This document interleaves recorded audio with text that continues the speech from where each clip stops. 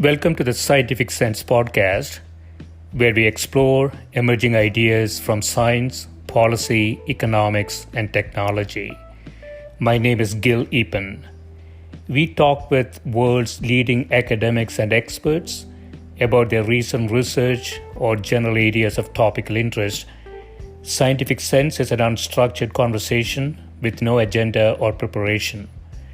We cover a wide variety of domains where new discoveries are made and new technologies are developed on a daily basis.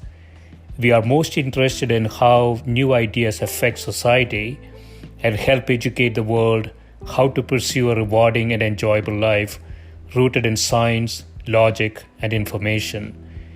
We seek knowledge without boundaries or constraints and provide unedited content of conversations with researchers and leaders who love what they do. A companion blog to this podcast can be found at scientificsense.com, and this podcast is available on over a dozen platforms and directly at scientificsense.net. If you have suggestions for topics, guests, and other ideas, please send them to info@scientificsense.com, and I can be reached at gil@epen.info.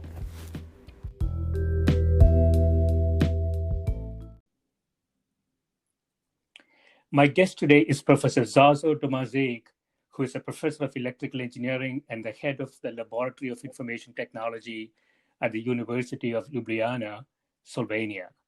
He has authored or co-authored more than 200 scientific papers in the field of ICT and signal processing.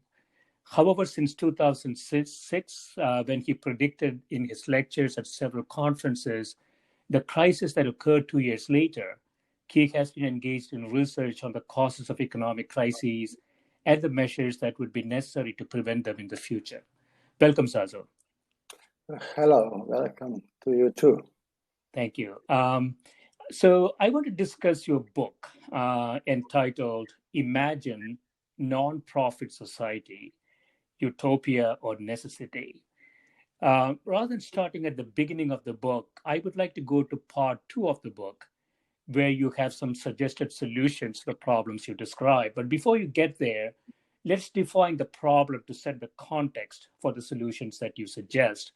You say to avoid constantly recurring crises, wars, and ecological disaster in the future, and I guess you can add pandemics to it now, the world urgently needs a transition from the current socioeconomic system, which is based on the profit of capital, towards a new system that will be based on different foundations, to, you say, a non-profit socioeconomic system, or more simplistically, a non-profit society. So you want to talk a bit about the problems and to set the context for some of the solutions that you suggest? Yes, of course.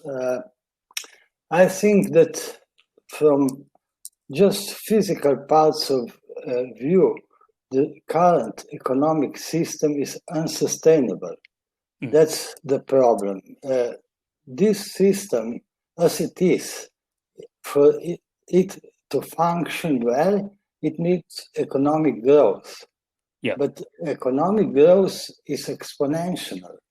So, for instance, about 2% yearly economic growth is required for this system to normally function. But in 100 years, it means 10 folds. In 200 years, it's been 100 folds. In 300 years, it is 1,000 folds.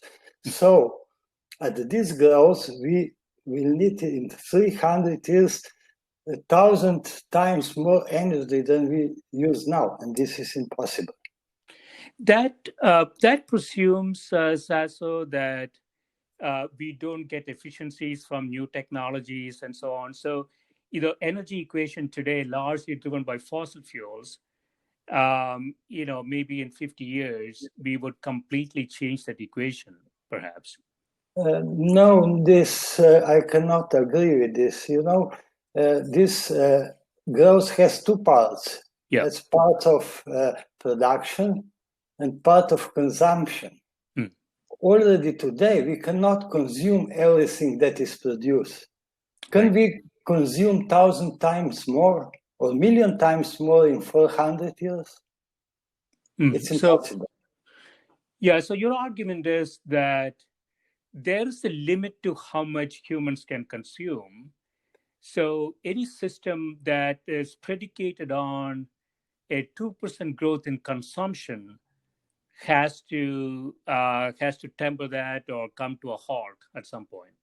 Yes, that's true. Also, production and consumption, they're just two parts of the same equation, Also, we cannot accept for instance, today,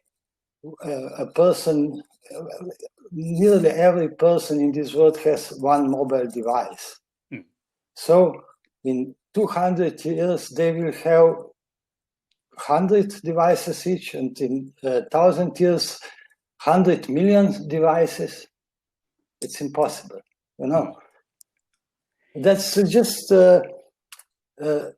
my idea is that the system which requires growth is fantastic to the point where there is not enough of everything. But when we reach the point where there is already too much, there is so much advertising needed today, not to produce, but to sell it, because we can produce much more than we can sell. Right. And so the argument is around consumption that cannot grow infinitely, like the economy apparently is assuming. But you have larger issues, right? So even tactically, not even going 100 years, even the contemporary situation, you say, you take the 8.5 billion people that we have, 1 billion you call the golden billion. Has a living standard, but the remaining 7.5 billion people can only dream of the golden billion standard of living. And so we have a big issue even today that is sort of people put into two different buckets, right? Yes, it's true. It's also the same problem, because when the profit is the only motive for doing something, the capital accumulates in one point. Now at this moment, 5% has a financial capital like the other half of human population. It's growing. Right. So you're saying that such a system is inherently unstable. And so as we think about solutions around this, so conceptually at the highest level, Sašo, you're saying, we can conceive some solutions, but you can't really implement them because you say human consciousness is a stumbling block to, any sort of new ideas that you can implement. And so what do you mean by human consciousness? I mean this. I would say also public opinion in a large sense. What people think, what people believe, what people think is good, what should be done, and all this mechanism of advertising certain ideas. Make people believe that the current system is the best possible system. They don't even realize that it is unstable. Right. Yeah, it's also let me make a statement, and we can debate if it's true or not. We don't really have much data to say that humans are very different from animals. 50,000 years of human evolution got us to a point that our objective functions are reasonably similar to animals' objective function, I would argue, which basically takes an energy and a need to perpetuate the genes. And so you seem to have some expectations of humans here. Of course I have. I think that humans still, I don't know, humans are the only animals which can construct things. Maybe you have some ants, they construct, but to produce new ideas, new technology, to have philosophy, to have all these things, it's just another level of consciousness. I don't say that animals are not conscious, but the levels of consciousness are different for animals, and for human beings. Okay, so you call it collective consciousness, and you say so a gradual transition towards a non-profit society, that is the solution that we are going to discuss in detail, requires a change in the collective consciousness. A non-profit society cannot be based on negative values, you say, such as egoism, greed, envy, and competitiveness, which are the key drivers of progress in capitalism. And you want to replace the human traits into solidarity, cooperation, honor, honesty, mutual respect, understanding, tolerance, and personal integrity. When we look around, do we have any indication that these values, humans are progressing toward these values? Oh, yes, we have. We have, for instance, when some disaster happens, like earthquake or flood or something like that, yeah.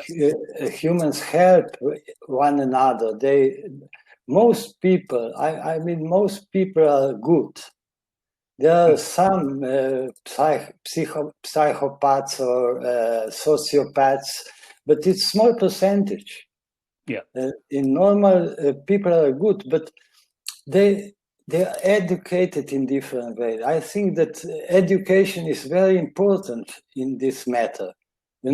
If you're educated to sport, be competitive, beat this one, be better than he is, not be good, be better. Right. There's a big difference. Yes.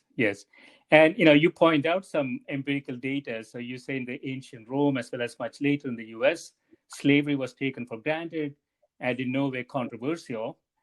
And owing to the gradual shift in the collective consciousness, slavery came to be deemed unacceptable and was ultimately abolished. So you have some, sort of long-term longitudinal data that says, things that we believe today that could be essentially maybe deemed completely unacceptable in the future. And so what you're saying is that it's worth thinking about, really different ways to organize society and have the characteristics of a modern society. Yes, maybe some people will say I'm communist. I don't know what, but they just have wrong idea. Stalinism was not communism. That's Stalin's dictatorship. It had nothing to do with communism. So that's why I avoid the term communism. But I think that still one of the best analysis of economic system was Marx's Capital. Mm-hmm. He made one mistake. He said that you come to socialism or communism with revolution. It's a big mistake. Mm. Why? Because people who lead revolution are usually sociopaths. And then they come to the power, and it cannot work. It's, I think that something can happen only through really people understanding that is good for them. Yeah. That's not bad for them. That's good for them. Also for the leaders. Good kings in the past knew that if people are happy, they will be good. Right. Yeah, so let's get into some prescriptive ideas that you have from an improvement perspective. So one axis that you discuss in detail is monetary reform. And you say one of the first steps toward a more stable system should be in changing the method of issuing money. Central banks would take over the right to create new money from commercial banks and have a high degree of independence from governments in controlling the amount of money in circulation. So you want to essentially take the power away from central banks, who essentially create money through the multiplier effect that is afforded to them by the current system. And you say new money would no longer be issued as loans, but transferred directly into the state budget as grant funds from the central bank. So do you want to talk a bit in detail about the components of monetary reform that you're suggesting? Yes, it's also there is maybe one organization, New Money Foundation in London. Yeah. They really evaluated this system, but it's basically simple. New money is produced from nothing. So where is the reason that the state, which has central bank, and the central bank is owned by the state or country. Yeah. And this bank issue new money from nothing, and then state owes this bank money. It's illogical. But that's not the main problem. The main problem is that this new money is issued for interest. Mm-hmm. So if central bank issue 1 million euros and requires 2 million back, where can the state get these 2 million if central bank only printed 1 million? Mm-hmm. It's impossible. This loan is cannot be repaid. There is no theoretical way to repay this debt. And if there is some site, world debt clock, when you see that this world debt is increasing every second. And now it's about $200 trillion. Right. So there are two issues there, right? So if I understand it correctly, one is the multiplier effect that commercial banks essentially create, let's call it fake money, based on the central bank issued currency. You don't want to have that. You want to take that out of the equation. So you want the federal bank, the central bank issued currency go directly to the states, and then get allocated, really from a portfolio management perspective, get allocated into societal goals.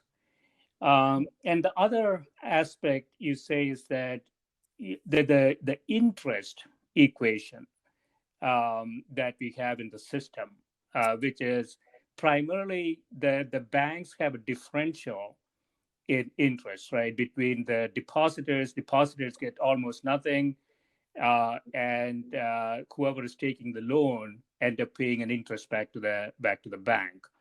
So you want to eliminate both of these things, right? Yes, but it's not just that the depositor has lower interest than the bank.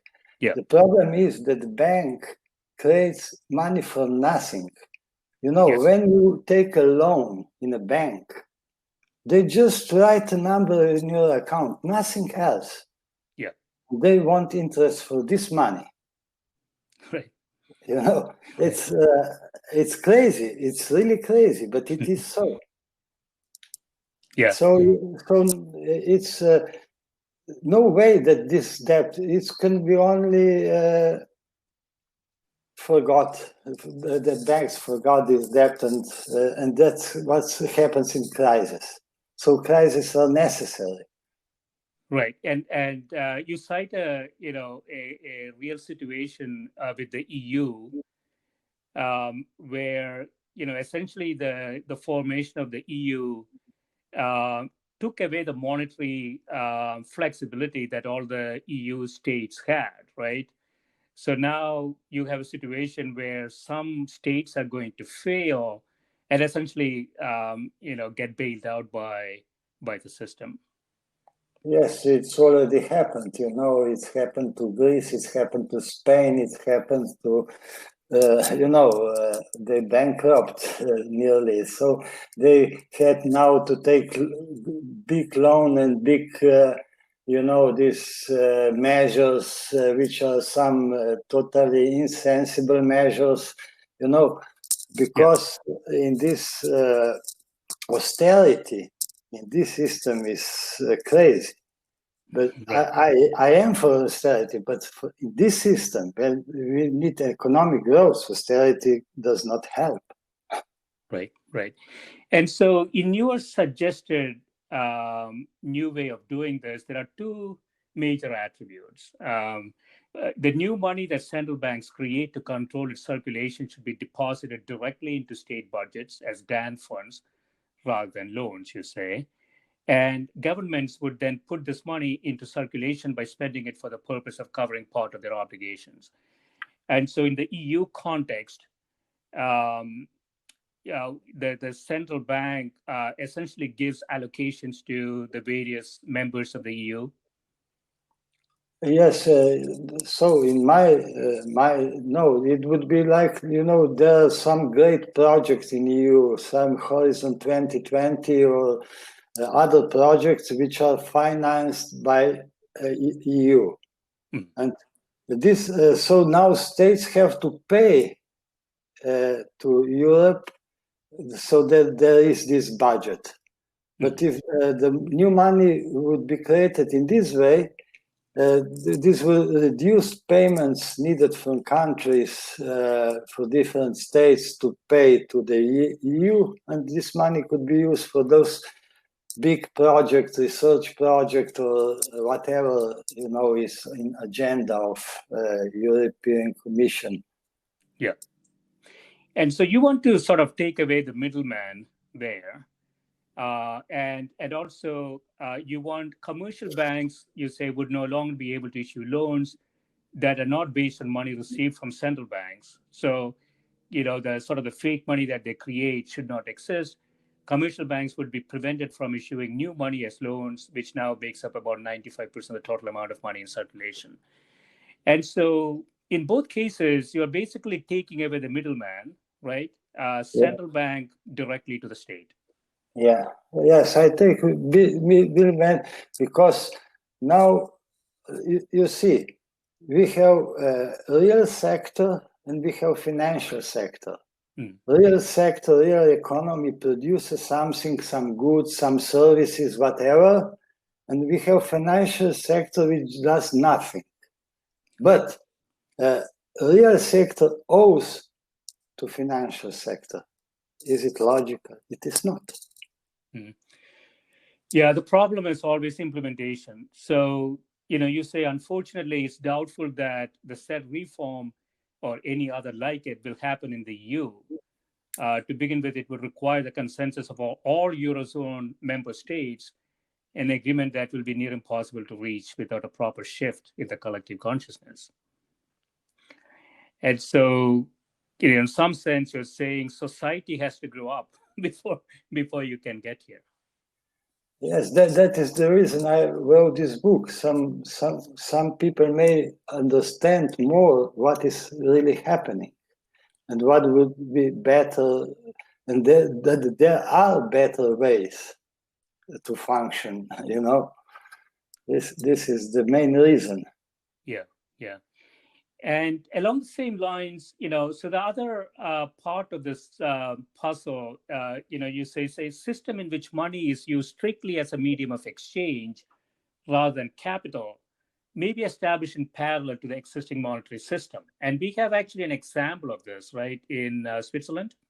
Yes, we have many examples of this, but these are all small regional things.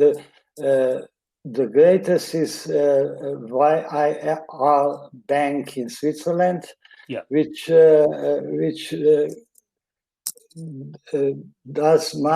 lends money without interest. It's this is special seems it's called local trade exchange system, where money have the role the money should have, only as mean of exchange. To understand this, you just have to have two, one who is selling and one who is buying. Mm-hmm. And now there is no money. What can he do? For instance, one buys something and he wrote IOU note. Yeah. And this IOU note, the other person can give it back and get something back for this IOU note. So this IOU note is basically money. Yes. And the lead system works just like that. The total amount of money in such a system is zero. Right. Some owes, some are owed, and when there is no debt, the money in the system is zero, and it appears as it is needed. Whenever it's needed, it appears, and disappears when it's needed. It's not needed anymore. Yeah, so it's sort of a bartering, going back to WIR Bank in Switzerland. It's sort of a bartering system, but whatever is being bartered is given a value, and that value is then kept in a ledger, right? Yeah. So you have something like 45,000 small and medium-sized enterprises and around 15,000 individuals transacting there. So it's not a small system, and you say it's pretty easy to set up. Yeah. Yes, it's quite a big system, but in the scope of world monetary system, it's tiny. If you see the old monetary system, it's represent about 7 or 5% of Swiss trade, something like that. And it's only Swiss trade, so it's not big, but it's large, Yes, it's function. And what is interesting, in times of crisis, financial crisis, the percentage of using this system increased, and when there is no crisis, it decreases, So that's why Swiss was not affected with those financial crises. Yeah, small enterprises, usually small enterprises are affected with this crisis, and in Swiss, it didn't happen. Yeah, that's so interesting. It's sort of, I don't want to call it a shadow system, but it offers flexibility to the financial system. The way that WIR is working, they have sort of their own currency, right? It's really for an accounting currency, WIR franc, CHW, and as you say, it kicks into gear when there is a discontinuity, and there is, the financial system can really cope with that discontinuity. You can go to the basics here, which is really putting a value on the real asset that is being transacted, and then keeping that value in the ledger rather than issuing money. You don't in this system. You don't even need nothing in ledger. Everybody issue his own money. When you write IOU note, you issued money. Right. And when you get this IOU note back, you destroy it. You destroy this money. It's out. But somebody has to keep the records, right? Yeah. Yes. Yeah. That's the role of the bank in this system. Right. It's basically a notary service, which just takes records, who owes whom how much. Right. And as you say, again, for such a system to be in place, many details still need to be clarified, such as collaterals for non-performing loans, the method of limiting negative and positive account balances, ensuring investment funds, and so forth. you say luckily most of these details have already been worked out by the WIR bank. So it's a functioning bank, and it has been for a long time, right? Yes, I think that the most of these problems were already solved, and there is also many small systems.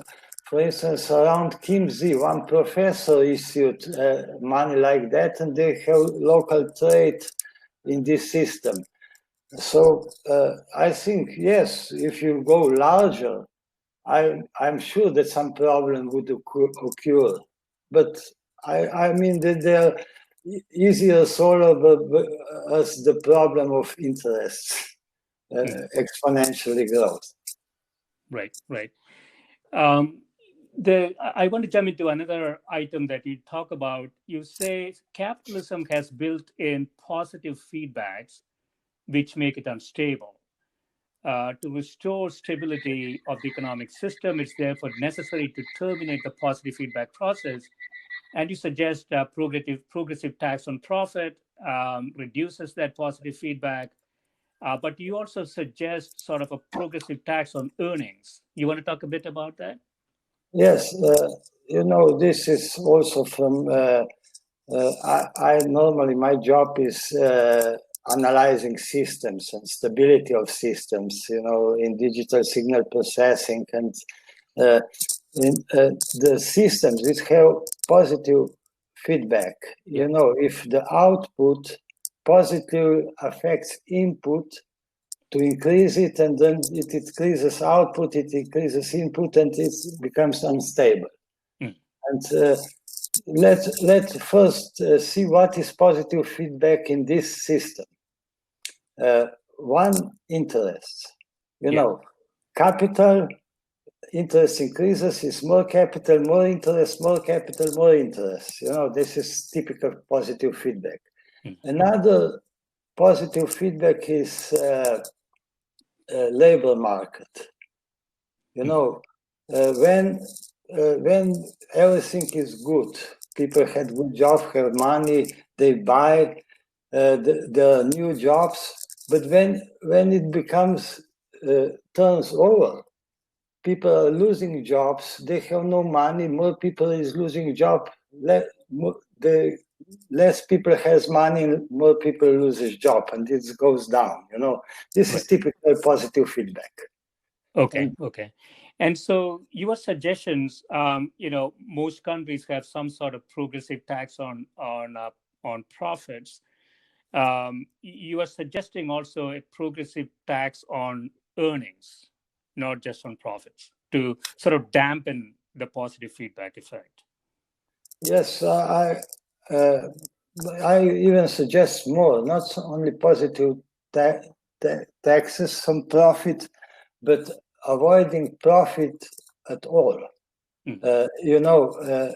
But not in accountant definition of profit, because accountant definition of profit, they said, oh, we have profit and now we pay workers more.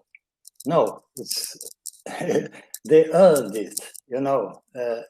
It's the profit is which, when you cover all expenses and pay all workers and all are good paid, and also you have amortization of your machines or buildings and everything, what's left?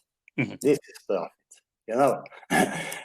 and this is more than you earned. Profit is more than you earned with your work or what you're doing. So this profit is problematic because it's positive feedback. Right. This is positive feedback. Right. Avoiding profits, so that's the name, non-profit society. And also this, as you said, taxation of income. Yes, it's negative feedback, because if you earn, you come to a certain level and then you don't want, because taxes are becoming too high, so you limit some roof how much you can earn. Right. So another aspect which I find very compelling is strengthening social security and social security in the larger context here, not just social security in the U.S. Um, and and then you say here, countries with high level of social security have far less crime. In this day and age, there should be no difficulty in meeting the basic needs of the entire global population. Social security might be strengthened by minimizing profits. But one of the areas that there are a lot of debates, as you know, both in the U.S. and elsewhere, is this idea of universal basic income. Yeah. And you cite actually an experiment that was done in Canada, right? And the data was there, but only recently the data was analyzed. You want to talk a little bit about that, DOF in Canada? Yes, so this was experiment, very successful experiment. I must mention that now new experiments ongoing. I don't know yet results, but I believe they will be good. But in this all expectation that people will not work when they get a basic income, it's proved to be false. The work hours for men fall about 2 or 3%. I don't know by heart, and for women a little more because they have to care for their child. Yeah. So, but it was a minimum drop of work hours. Mm-hmm. So this does not hold, and people. All results of this experiment were very positive, but were abandoned because, there were other interests. Yeah, so this was something that was done long time ago, like 1973, 1977. Yeah. And the UBI was quite small, $350 per person. And if you look at the data now, during that 4-year time period where the experiment was run, you say that there were a lot of positive effects, such as children improved their school performance, number of hospitalizations declined sharply, a significant drop in domestic violence, mental illnesses. And so all those positive effects exist. And the challenge against UBI sometimes, as you say, is people just will stop working, was proven to be untrue, because you saw only about 1% fewer working hours for men, only about 5% fewer working hours among women. So it seems like the supporters of UBI, what they say is actually borne out in this experiment. Yes, it is. And now I think that I don't know now by heart, I have no data here, but I think in Finland is now performed such experiment, and in Netherlands, I think. Yeah. But I think that they will get to similar results. There were also other experiments, for instance, in much before, I don't know by heart the dates, but they give homeless people some amount of money in London. I think it was in London, and they improve their life. They get work. They get they were no more homeless people. So all those experiments shows that I don't know, Bowling for Columbine, if you saw that movie. Yeah. The director Moore shows that countries with more social security has less crime. Very simple. Right. Yeah, I mean, there are two issues. One is sort of the initial conditions. It's really difficult to go from absolutely nothing to $100,000 in net worth. it's actually a lot easier, almost infinitesimally or infinitely easier, I should say, to go from 100,000 to 1 billion. And that is not something that's well understood. So there is an initial conditions problem. And then there is, the stream of income, which is sort of the downside risk management aspect, right? If you continuously worry about the downside risk, it's going to show up in healthcare expenses. It's going to show up in all sorts of societally bad things. And so if you have that downside protection, you actually gain a lot from it societally, right? I didn't quite understand what you wanted to tell. Why? Can you elaborate a little more? I didn't quite understand. Yeah. So the first thing, about initial conditions, meaning somebody who does not have anything is going to have great difficulty to climb out of it. Yeah. Which is the homeless situation that you described. Yeah. And the idea, now I can see, the idea is that you just provide the basic level of decent living to everybody. Yeah.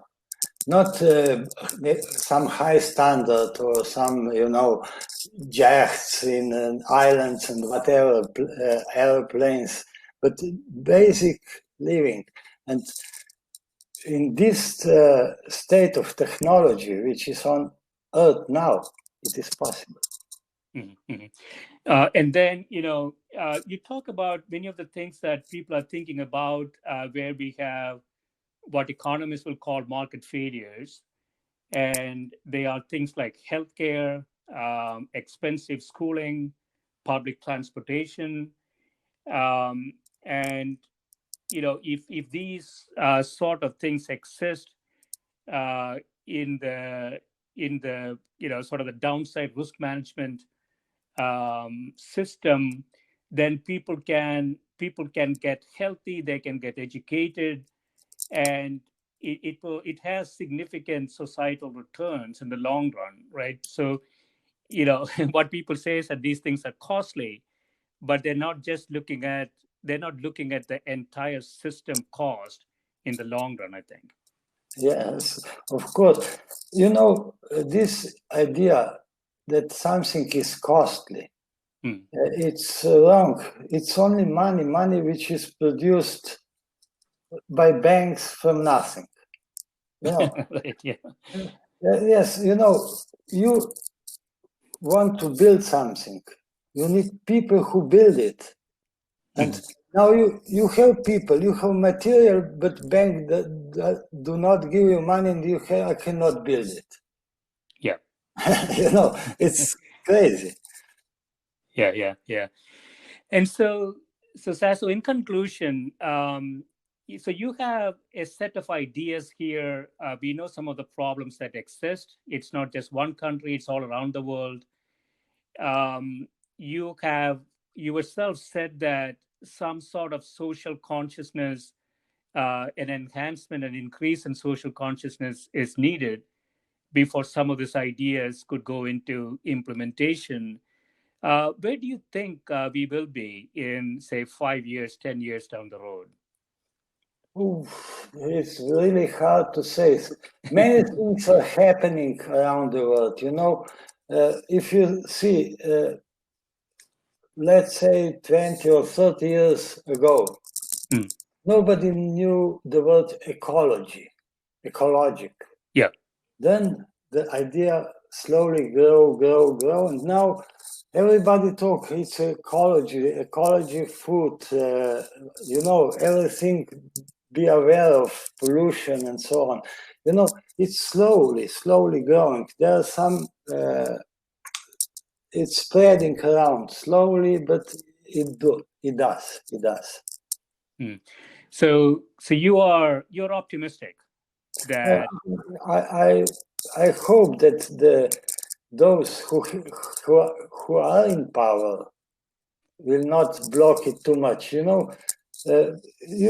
look at the U.S., United States. the people who are really in need, they have no money, they have social problems, they vote against free schools, against free healthcare, against universal income. Right. It's, you know, that's the consciousness. Yeah, that's consciousness. That's also back to what you said before, which is education. Yeah. And so, we often hear, for example, people are okay with Affordable Care Act, but they don't like Obamacare. Which is the same thing as in the United States. So, the politicians spin it, and it's very easy to get large number of people believe in something without really understanding what they're believing in. Yes, this was during the Goering in the Second World War said, if you say some lie 3 times, it becomes true. That's right. Yeah, excellent. Yeah, this has been great, Sašo, and thanks so much for spending time with me. Thank you for inviting me. Yeah. Good luck with what you're doing here. It's very important. Thank you. Thank you. Bye. Goodbye.